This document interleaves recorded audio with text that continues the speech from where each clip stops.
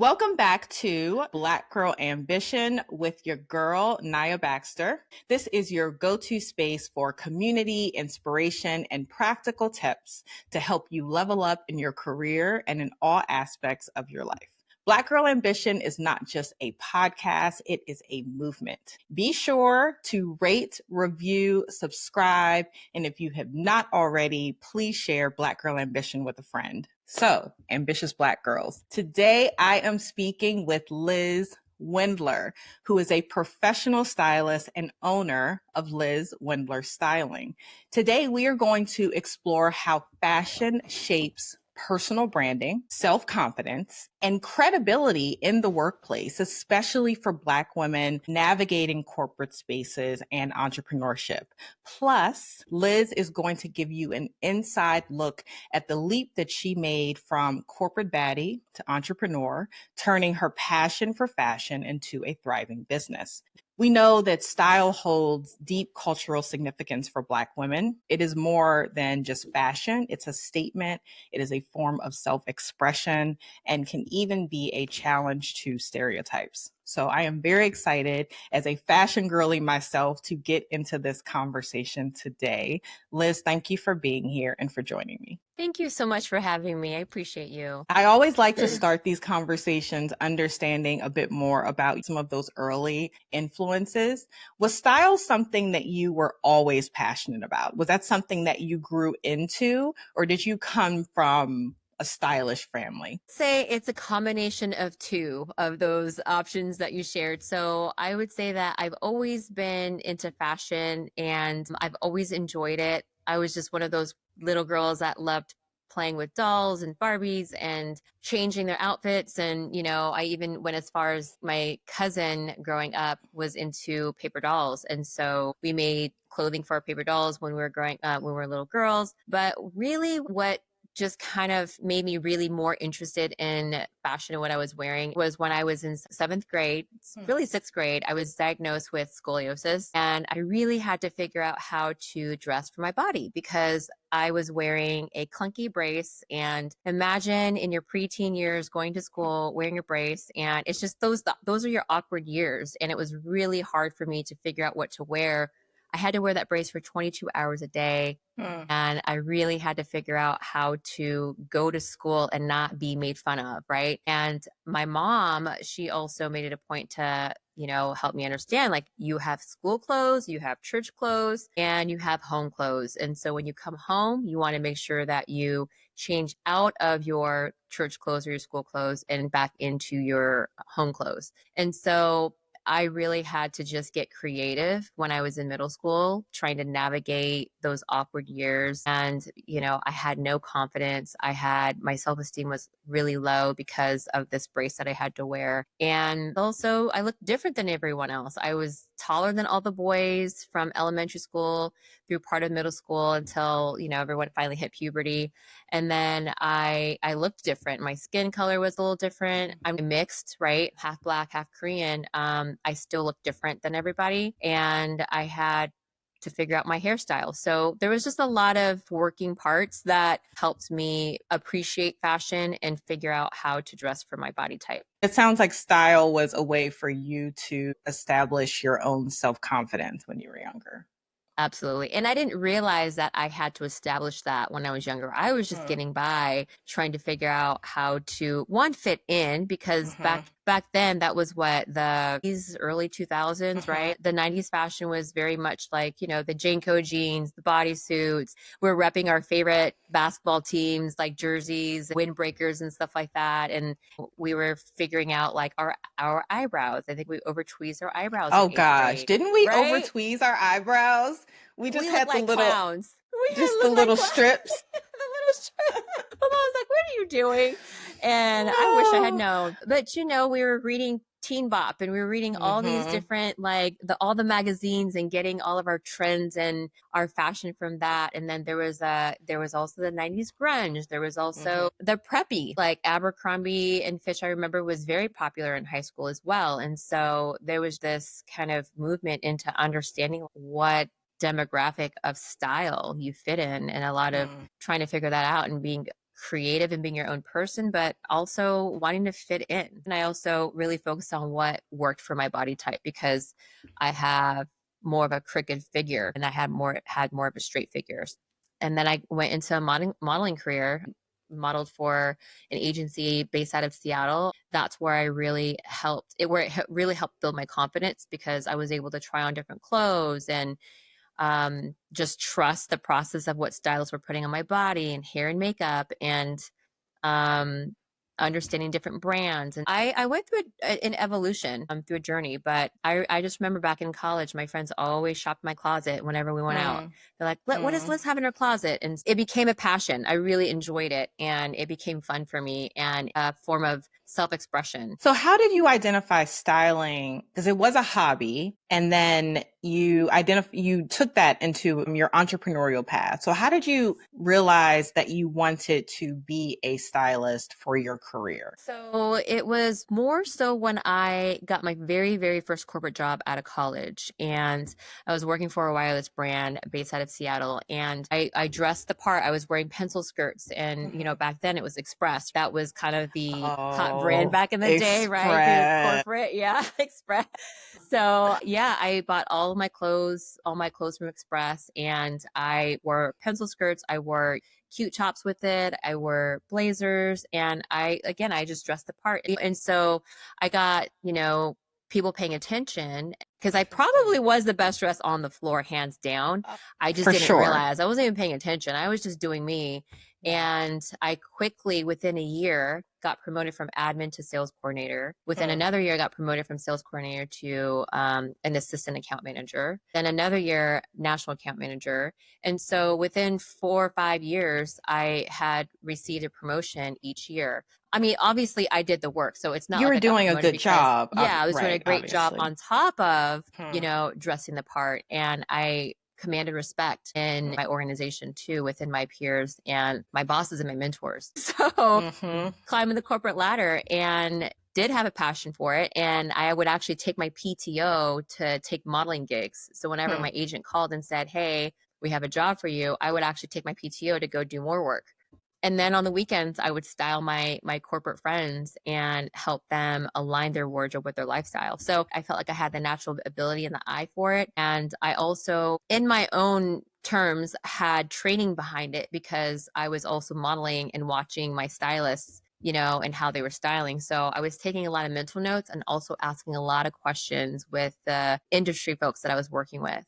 And I would take my weekends and I would shop stores. I would take them with me. I'd go to the closet and tell them like how to piece things together, have them try things on, do a lot of testing with their outfits, and then help them understand what their wardrobe gaps were. It's always been there in terms of your interest. I remember when we were prepping for this, you said that I've been fighting fashion my entire life. Yes, it's so true. And that stuck with me.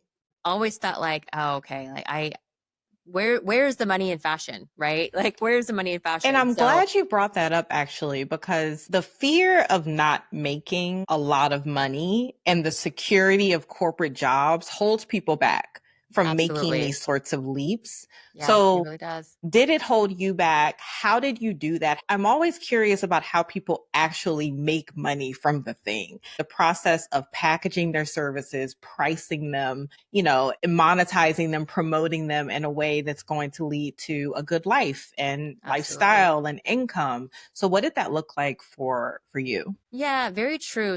I was actually fighting wanting to be an entrepreneur too. I always told myself, because my mom's an entrepreneur, and I always told myself I would never be an entrepreneur. I will just always work in the corporate industry, right? Because I don't want to have to, in my mind, work that hard. And it just seems so hard to be an entrepreneur. But once COVID hit and I took a year off because I had just had my second baby and wanted to go back to work, and went to go work for another menswear brand to be their director of sales. And I stayed there for about 8 months. When I started that company, I was in my head like, I'm going to start my own styling business. I'm already training. Yeah, I already knew it. I was like, I've been training and coaching people on how to style and build their own business essentially within the brand, right? Coaching stylists, and thought, what am I doing? I should just do this myself outside of the brand, but be more agnostic to fashion and not be stuck and confined to selling one brand to my clients.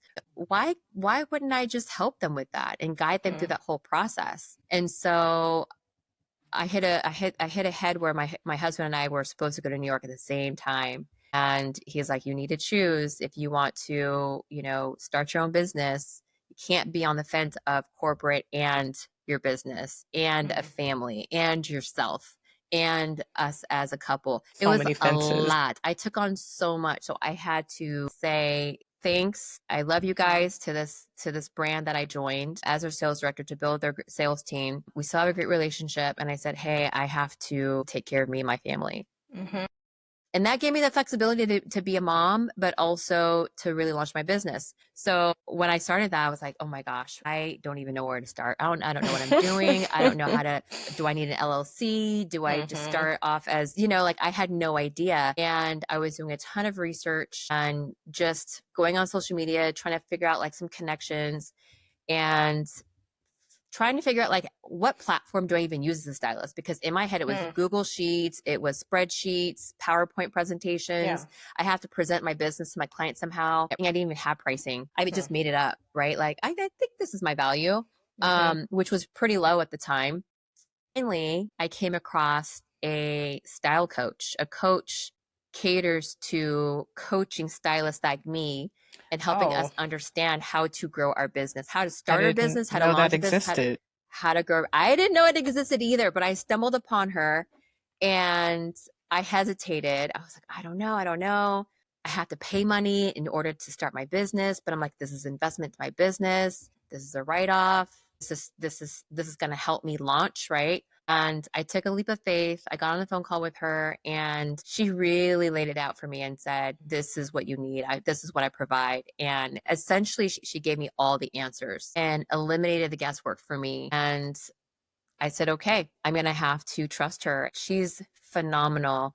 And I feel like now just knowing what I did, even if you can't find a business coach that caters specifically to your niche business, my recommendation would be to find a business coach that can at least help you understand how to get your business started and organized and help you create a price plan structure. I mean, we did the work. I did mindset training with her, to overcome any financial mindset, even social media stuff. Like we did some exercises and she gave me some exercises on, you're a stylist. You have to be present on social media. You have to post. You have to do talking heads. You have to educate your clients. You're not an entertainer. You're not an influencer. You are a style coach and you are styling and you're helping women build their confidence. What is your niche? Who's your client? How much do you want to charge? By the way, you can't just make up pricing. What's the formula? How many hours? What's your hourly rate? And how many hours are you expected to work with the client? That's your rate, right? Like things like that, where I was like, wow, I had zero idea. And because as an entrepreneur, you have to wear so many hats. That gets overwhelming too, because I'm good at styling. I'm not good at finance. I'm not good at social media content planning and all the things. So that I had to really work really hard in that first year and a half. But once I kind of got my bearings down, I really had to figure out who should I hire as contractors on my team so that I can do what I'm good at and they can do what I'm not good at.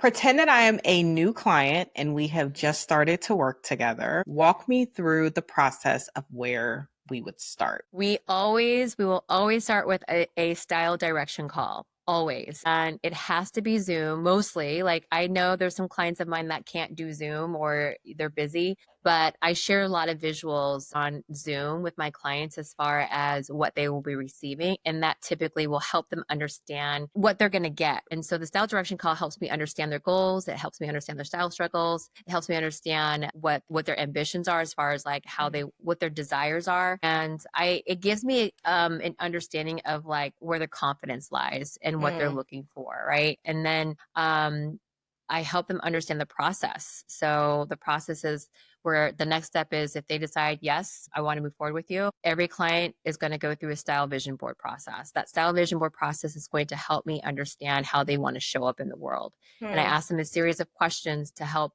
me understand, but to also help them understand. And so after the vision board, with the exercises that I help go through them and go through with them, and I build their board out, and then I actually send them the board in my digital lookbook. Then we start with a closet edit. I have 3 different packages or 3 different offerings. So it's basically either 30 to 45-day session, a 3-month session, or a 6-month session. And you get one of each item. So it's like, you get a series of a closet edit, a shopping experience, and then a styling session. So you can have 1, 2, or 3 of those rounds. So typically, if it's 1 round of a closet edit, styling session, and a shopping experience, we're barely scratching the surface. So my sweet spot is when clients work with me for anywhere from 3 to 6 months, because we can really get a lot more done in that time frame and take our time versus trying to rush and squeeze everything in. Can that happen? Absolutely.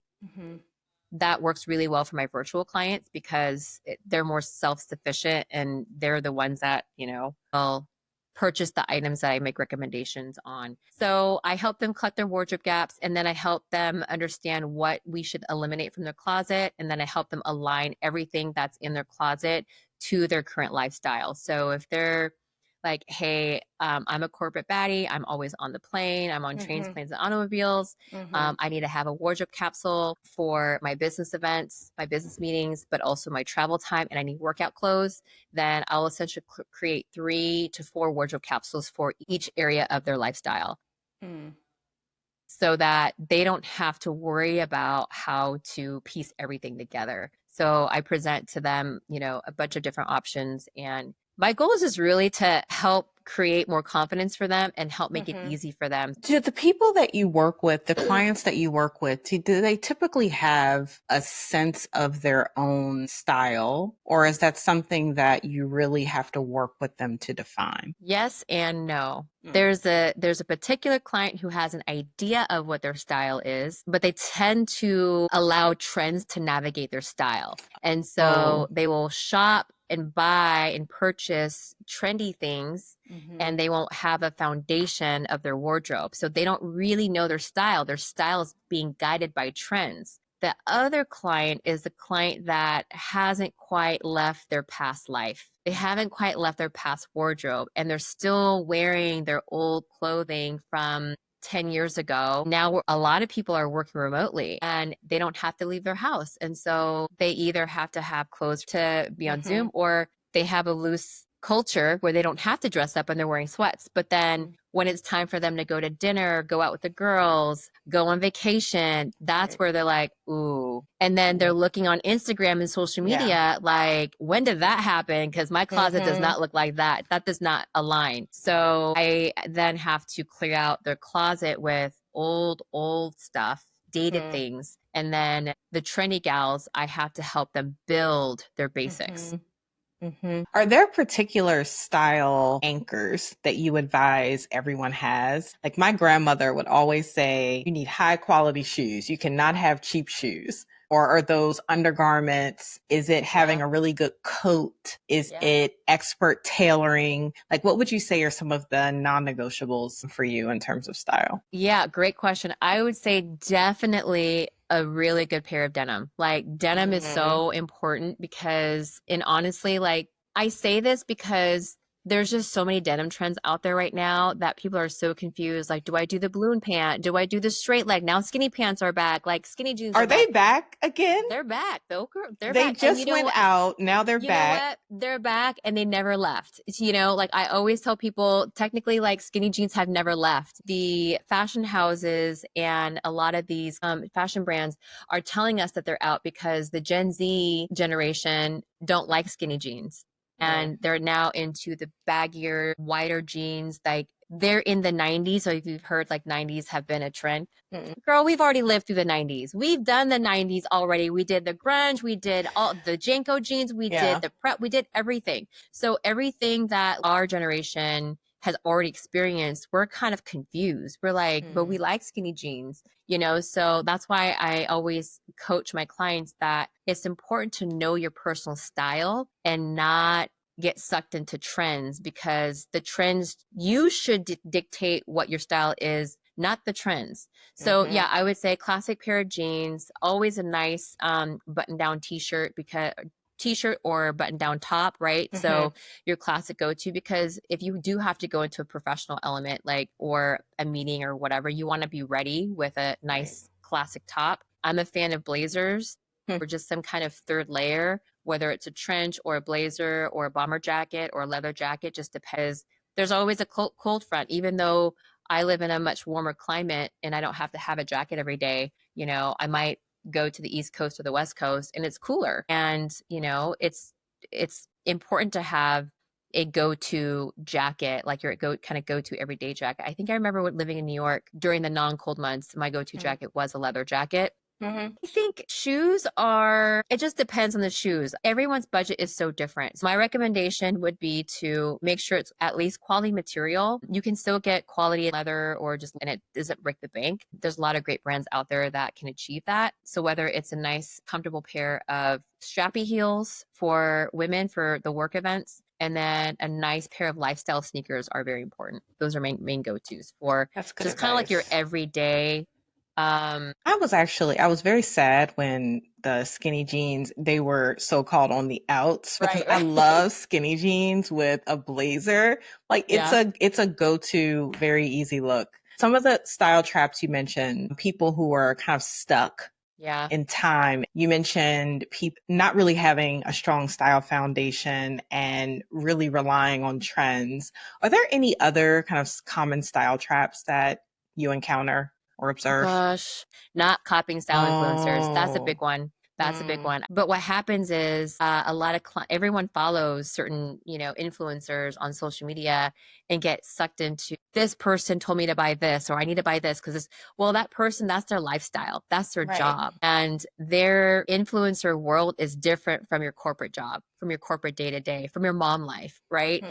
And so while they have some great inspiration and some great ideas, I don't recommend using influencers as your go-to fashion. Like, if anything, it's a money suck, Really? because you're just chasing after whatever trend that they're being paid to sell your personal style. And it's okay that your personal style is not always a minimalist or a maximalist look. We're all Mhm. different. It's your preference and it makes you who you are.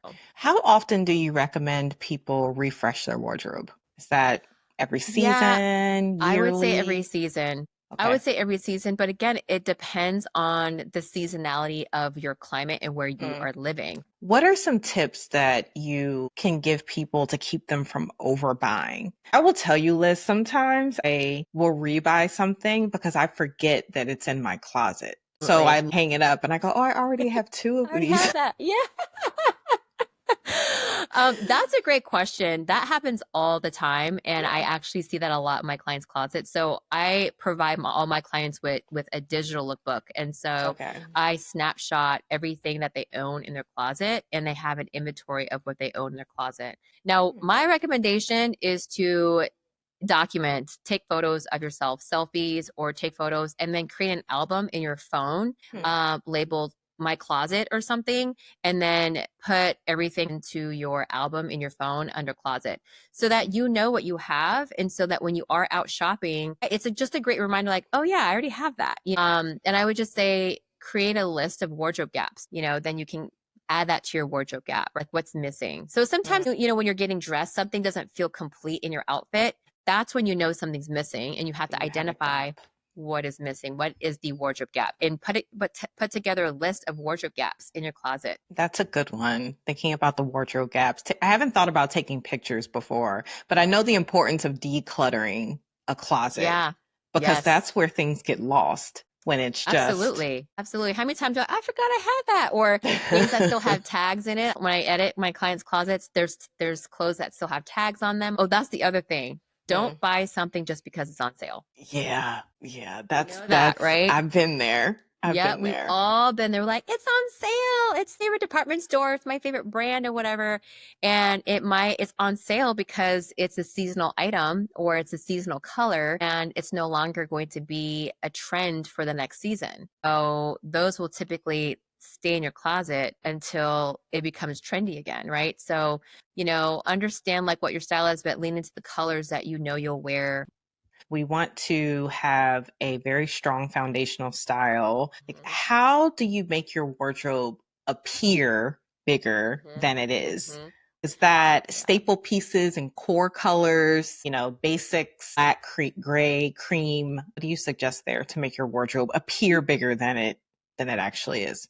Definitely a wardrobe capsule is important Mm. to help your closet appear bigger, right? So you can even go by the 3 by 3 by 3 rule. You can get 3 shirts, 3 pants, or bottoms. It can even be like a pant, a trouser, and a skirt. And then, 3 types of shoes, maybe 3 types of third layers, like your jacket, sweater, or overcoat. And again, it's going to be different seasonal. And so you can make it appear bigger to make sure you purchase 3 shirts, three bottoms, and 3 pairs of shoes, and 3 third layers that can all interchangeably work together. That is going to be the best foundation. Now, there's always going to be one-off events like a gala or a wedding or a themed event. Like rodeo is very popular right now, or festivals. Beyonce's Yeah, going on tour again. Beyonce's We will be in again. our Yes, rodeo cowboy that's Carter right. gear. We will, Yes. yeah. Rodeo and cowboy, Western, that's all still hot right now. Mm-hmm. So if you decide to invest in a pair of boots, that's okay. I think Mm. investing in a pair of cowboy boots is great because they're super cute with skinny jeans and they're super cute with skirts and dresses and stuff like that. If that's kind of the vibe that you want, or that could just be your special occasion kind of boot, right? So I would say just know your foundational wardrobe, your core wardrobe capsule. And it's okay to branch out and have wardrobe capsules for other things too. Like, Mm. I want to have a more maximalist style. So maybe your core might be creams, neutral colors, more minimalist colors. And then you might add in a pop of like a red jacket or something. Lean into accessories as well. People kind of miss accessories sometimes. I love the jewelry you have on today, as well Thank as your you. collar. Thank you. Gorgeous. Can you tell Thank us more you. about this look? Yeah, so this shirt is actually by a friend of mine. Her name is Leva. That's Mm. also the name of her brand. And she's a female-owned designer. She's also an interior designer and it was just one of those like, I want a really comfortable shirt that just feels good, that's architecturally sexy and cool. And so the collar comes off. I think she has about five or six collars that she sells. This one was one of my favorites, and I love the gold accent and the gold detail. So Leva shirt is amazing. And then this is actually just a really fun piece from Kendra Scott, Yellow Rose. I hope that gave Sure. my listeners a pretty comprehensive look at how they should be thinking about building their wardrobe. I Absolutely. want to talk and flip a bit and talk about corporate America and style and the cultural context of being a Black woman in corporate America. We'll say I've been in corporate for a long time. Mm-hmm. Yeah. And there are risks that come with being authentic and expressive with style in corporate spaces. Like I have found being a Black woman in corporate America can very much feel like walking a tightrope, and being fashionable, I would say, has primarily worked in my favor to elevate my Yes. brand at work. Like people will Yes. know who I am because of, like, obviously I'm very good at what I do, but I also show up and present myself in a certain way. Yeah. I've seen it worked in my favor most of the time, but I will admit, Liz, it's worked against me too. Absolutely. Right? Like Yeah. I've had people make assumptions about my intellect, my commitment, my seriousness. But those are things that I Remember going through that too. Absolutely. I have absolutely experienced. So I would love your reflections on that. Like, if you style to build your personal brand, very much so. But there's also this kind of double-edged sword to navigating any space as someone who is stylish. It is really interesting. It's a really interesting space to navigate your Mhm. individuality, right? And Yeah. as a person of color, even more so because we have more of a microscope on us when it comes to our intellect Hmm. matched with our capabilities, matched with like, how we show up. So we're automatically going to get judged no matter what. So I think that if you go in knowing I, they're going to judge me. That's just going to happen. They're going to judge me whether I look good or whether I look Mm. bad. I'd rather Yeah. I'd rather look good for them to judge me than to look bad. So just show up You said, authentically judge this. gorgeous. Judge this. Just show up authentically gorgeous, whatever, right? Yeah. But, people, we're all visual. Women, we are all visual, and our eyes are drawn to beauty and are drawn to nice things. Being a woman or a person of color, just show up authentically. You, bold, bright, beautiful, fabulous, and they're going to judge no matter what. My train of thought is show up always at least 10% better than you think you should. Right? So, and let them judge, because again, they're going to do it anyway. We all judge. And so let them. I've started reading this book by Mel Robbins. I'm reading that too. Reading that too. So good. Read it from, Yes.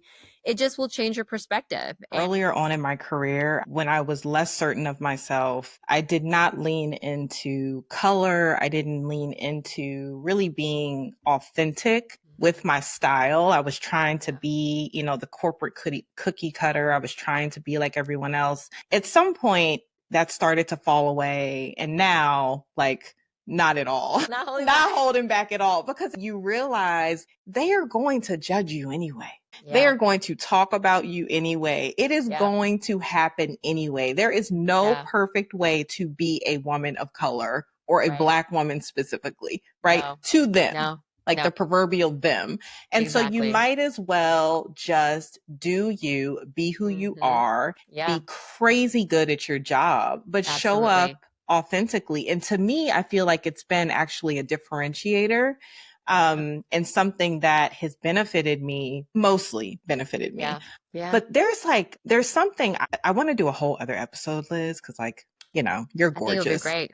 I want to do a whole other episode on being a beautiful, really smart, really driven, ambitious, obviously, woman in corporate America and in entrepreneurship. I think that when you have that trifecta, it can be very polarizing. Absolutely. It helps you find your community, but it's also very polarizing, I think, in terms of how people kind of react to those things. It does. It does. I would also one comment that I want to add to that is typically people do that because they're jealous, right? And, you showed up authentically and they didn't, or you're bright and bubbly and bold and they're not, right? And so you'll know who's on your side based on who's complimenting you and who's kind of leaning into you versus kind of so no matter where we go, we're going to have someone who is going to say, you're not my cup of tea. That's okay. That's You're not my cup of tea either. We don't have to be on the same page. I don't like everybody either. Yeah, exactly. We're on the same team and we're on the same mission, and let's just do our job together. Yes. We don't have to like each other, right? And so, but what I love about entrepreneurship, just to kind of transition from corporate to entrepreneurship, is I'm diving into finding and being surrounded by amazing women of color and Black women, and everyone that I wished I had in my corporate career are now in my world as an entrepreneur, and we support each other. That's how we met each other, right? That is how we met each other. Amazing Black woman who is an entrepreneur, and she's like, meet this friend. And and we don't even live in the same state. So I feel like when you are a Black woman or a BIPOC who is trying to figure out if you want to start your own business or get into entrepreneurship, just know that you will find your tribe. Your tribe is out there. We are your tribe. And this is what you're creating, Naya, this community of Black women on this podcast, which is amazing. That I'm telling you, keep moving forward with this. So many Black women who are we are rooting for you. We are on the same team, and we're so excited for you to launch this and to succeed into this. I receive it, and I claim it. Receive my flowers. So it's the power of community. No one supports Black women like Black women. Exactly. And I will have to give props to corporate America, because corporate America is giving us the foundation to understand how to navigate the bullshit, to be a boss in our own right, in our own mind, right? But also to take that experience and say, I'm going to start my own thing now. There reaches a point when you're like, thank you for the experience. Yeah. Now absolutely. I want to go in this direction. Yeah, Yes, but there's a absolutely. foundation. Imagine being in your 20s, post college, doing this Oh today, your gosh. podcast thing. I can't imagine. Like I told you, like I could have done the styling thing, but I didn't know what I was doing. I didn't have the right mindset and Yes. the right business acumen. I had to go through that growth and process. So for Yes. any young listeners out there, it is important to have that experience. You can't just go from high school or college to, I mean, you can be an entrepreneur, absolutely. You're missing a lot of key, important foundational pieces that gives you the grit that you need to stick with your entrepreneurship, to stick with your growing and blossoming business. Yes. Yes. Absolutely. Because we get all wrapped up in, even I have, and, reflecting and thinking, man, I wish I had started this sooner. But if I am honest with myself, I was No, not ready right? until I was ready. And so Until you're you ready. really just have to lean into that and accept God's timing and Absolutely. move on, because the culmination of all those experiences are what led me to now. Okay, we're going to transition to a rapid fire scenario. It's entitled, What Would Liz Wear? Okay, I love. You should coin that. What would Liz wear? Right, do a little hashtag. Right. What would Liz wear? I've got a couple scenarios. They are all entirely different. I want, don't overthink it. I want you to Okay. tell me, what would you wear? Okay, got it. So it is 6 a.m. You are at the airport. You are flying to see a client. You will be working during the day, and then you're going to dinner with those clients at night. So it's going to be an all day thing. What do you wear? I probably wear what I'm wearing right now. This is my go-to daily kind of uniform. Maybe not this. Normally I would have a different color, like just more like a more just streamlined color without the gold. But I actually do love this shirt. So on the airplane, I probably would wear the basic color, and then in the evening I would switch it to this bejeweled color. But if I didn't have this shirt, if I didn't own this shirt, I would say I would wear a cute little camisole, like a black or white camisole or a t-shirt of some sort, white t-shirt. And then I would wear either a black or a camel colored blazer. And then I would wear my blue jeans, straight leg jeans. And then on the plane, I'd probably wear my booties, because I feel like if I wanted to elevate my outfit from the airplane to the meeting into the evening, low booties are comfortable enough to be like walk to the airport, because I'm always thinking about comfort too. The jeans also have to have stretch in them for the airplane. And then the booties would go from, day to night easily. I don't mind a nice lifestyle sneaker, but if I want to make a statement, I'm going to go with the booties. Second scenario, it is Sunday and you are going to brunch with your girls. Okay. What are you wearing? If it's a fancy brunch, so I love to lean into color, but I also like to keep it sleek in my closet. So I would probably wear my this kind of crochet knit dress with a belt. Then it goes it's maxi. And then I would wear some cute sandal heels with it, just like a 2-inch kitten heel.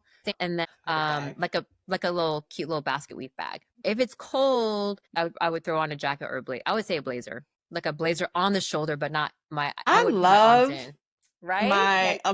Right on the shoulders. On the shoulder. It's like, people, my team at work is like, "Are you going to put your arms?" No, right? No, it's not for that. The look is here. Is the shoulders. So when you said that maxi dress, that's what I was picturing. Was like on the shoulders, not arms through. No arms through. No, you don't want to get his arms through. It's an accessory. Oh, so fun. Right, it's an accessory. Yeah. Okay, next one is, it is date night. You finally have a date night with your hubby. It's an exclusive new restaurant that just opened, so you probably want to go a bit sexier. Yes. What are you wearing? Okay, I know exactly what I'm wearing because I kind of have this dress on repeat. It's my Anine Bing. It's a black, sexy, sleek maxi dress. It doesn't hit the floor, but it hits the ankles, and it's very slimming. It's a low scoop neck. It's not bodycon, but it's damn near bodycon. I would wear that with my black sandal kitten heels, and then I would throw a leather jacket over the shoulders. Last one, you are chaperoning one of your kids' birthday parties? I'd probably wear high-waisted jeans with my Adidas Sambas sneakers, and then I would wear like a crop top t-shirt, but it would hit right at the waist, so you wouldn't be able to see my belly button. I'm probably wearing a baseball hat or my hair up in a high pony like this. Yes. With some Lifestyle hoop earrings. sneakers. Lifestyle Hoop sneakers, earrings. yeah. Yeah, cute t-shirt or bodysuit, right? Gosh. Oh, thank you so much for this time today, for being here. I have a couple questions as we wrap up. One is, what is your greatest ambition? I would say my greatest ambition would be to, right now, raise my kids to be the best human beings that they possibly can for the future.